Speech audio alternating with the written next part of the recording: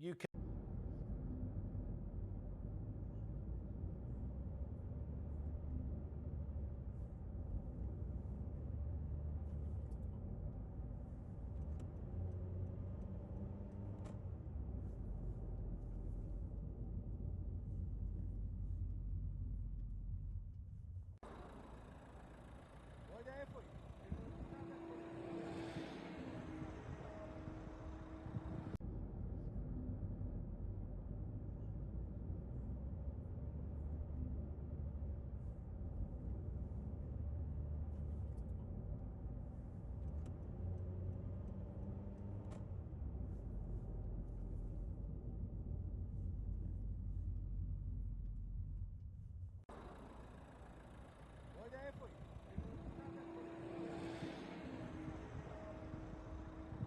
South Korea's spy agency says that North Korea is sending troops to support Russia's war against Ukraine. The agency says at least 1,500 North Korean special forces are training in far eastern Russia, with thousands more to be deployed. The move would bring a third country into the war and further intensify a standoff between North Korea and the West. ABC's Patrick Reevell has the latest.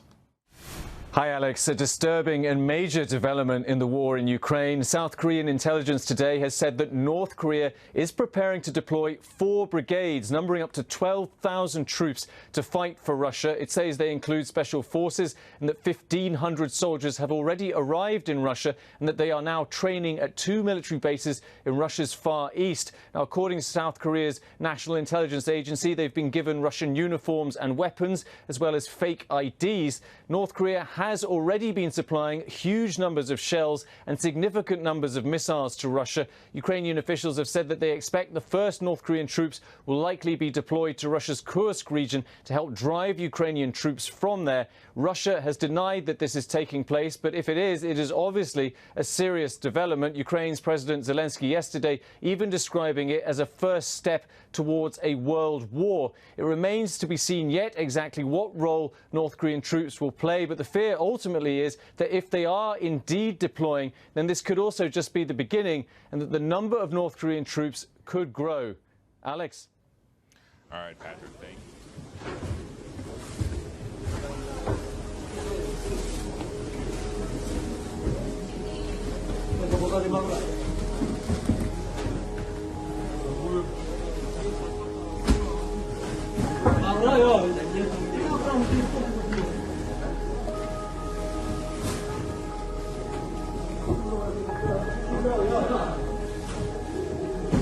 So we know about 10,000 soldiers of North Korea that they are preparing to send fight against us. And here we see this first step in this war, and this is the first step to a world war. Of course, it's understandable.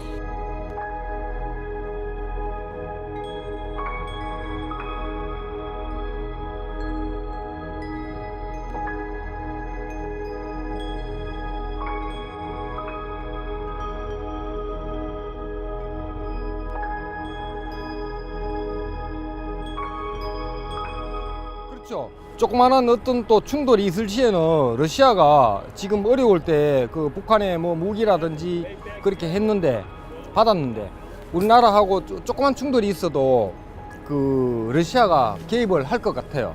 그랬을 때는 참 위험한 일이죠, 그게.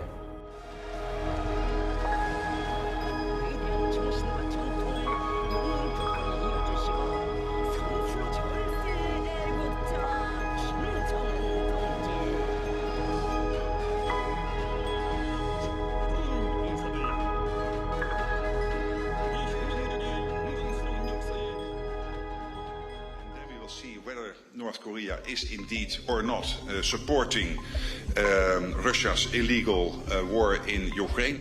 The head of NATO on Tuesday warned that the transfer of North Korean troops to fight for Russia in Ukraine would be what he called a significant escalation. If they would be sending troops to Ukraine, that would mark a significant escalation. That would really be important. Secretary General Mark Rutte was in Estonia for meetings with NATO members and said he didn't yet have confirmation Pyongyang had deployed soldiers to assist Moscow's fight. It's the latest warning that North Korea may soon step directly or indirectly into the conflict on the side of Russia. Here's the UK Defence Minister speaking in Parliament on Tuesday. It is now highly likely that the transfer of hundreds of combat troops from North Korea to Russia has begun. The Kremlin on Monday declined to directly answer a question on whether North Korean troops were going to fight in Ukraine. A Kremlin spokesman said Moscow's cooperation with Pyongyang was not directed against third countries. It's been more than 2 years since Russian forces stormed into Ukraine in what Moscow called a special military operation. But tenacious defenders armed with Western weaponry drove back the initial onslaught, and what appeared intended to be a quick conquest turned into a long and bloody war. Moscow has been forced to supplement its military with new conscripts to sustain the fight. The latest reports suggest it may now be looking beyond its own borders for soldiers. South Korea's spy agency said last week that North Korea had shipped 1,500 Special Forces troops to Russia's Far East for training at military bases, and that they were likely to be deployed for combat in Ukraine. And Ukrainian President Volodymyr Zelensky has accused Pyongyang of preparing to send as many as 12,000 soldiers to Russia. In its failure to overthrow Ukraine's democratically elected government, Russia is seeking to expand the conflict. The U.S. Deputy Envoy to the United Nations told the Security Council on Monday it had seen reports that North Korean soldiers could soon join the fight. If true, this marks a dangerous and highly concerning development. The notion of North Korean soldiers fighting a Russian war on European soil prompted this response from the president of Finland. Well, I think we're just seeing how desperate Russia is. I mean, pose the question to anyone in the world, would you like to have North Korean soldiers fighting on your side? And the answer is probably no. South Korea's Deputy National Security Advisor said on Tuesday that Seoul would consider countermeasures, which could mean directly supplying lethal weapons to Kiev in response to closer military ties between Russia and North Korea. Chinese President Xi Jinping is escalating his push for military dominance, urging China's armed forces to ramp up their preparedness for war. Just days after Beijing's latest show of military might around Taiwan, Xi's visit to the People's Liberation Army rocket force underscored China's aggressive modernization and strategic ambitions. Xi's call to action comes as global military dynamics are shifting rapidly, placing China's security and development needs at the forefront. Last month, China test-launched an intercontinental ballistic missile, firing it into the Pacific Ocean in its first such exercise in decades.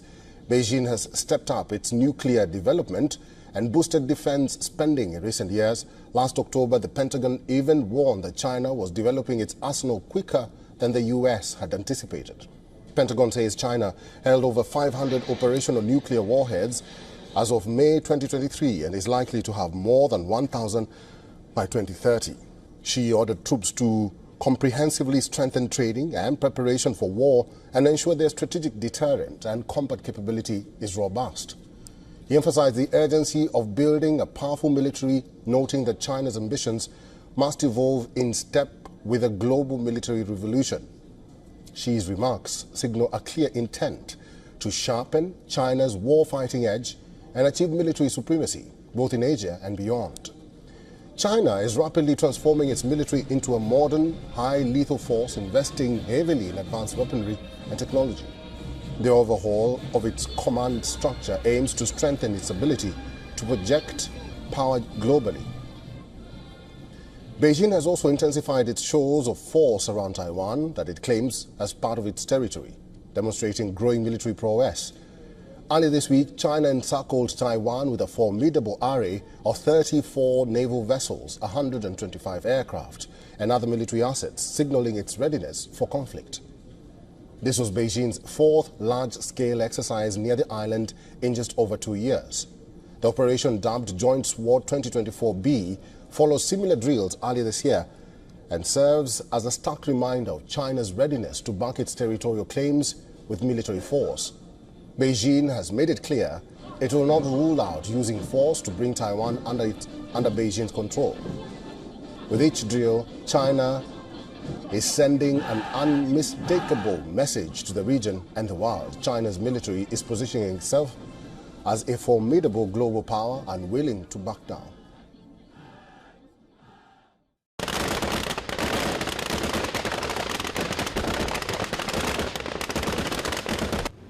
假想敌是敌军利用夜间视线不良的状况，对我军实施突击登陆。此次操演的目的，在练习官兵熟稔夜间的战场，以及强化夜间作案能力。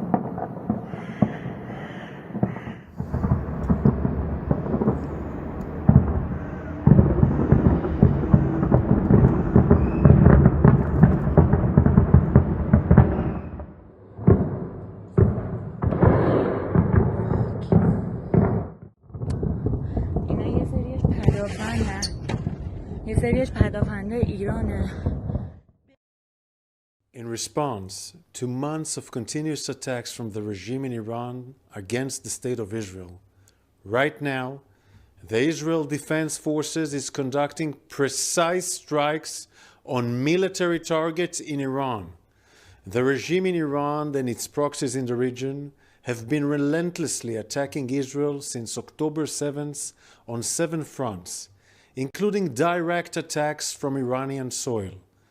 Like every other sovereign country in the world, the State of Israel has the right and the duty to respond. Our defensive and offensive capabilities are fully mobilized. We will do whatever necessary to defend the State of Israel and the people of Israel.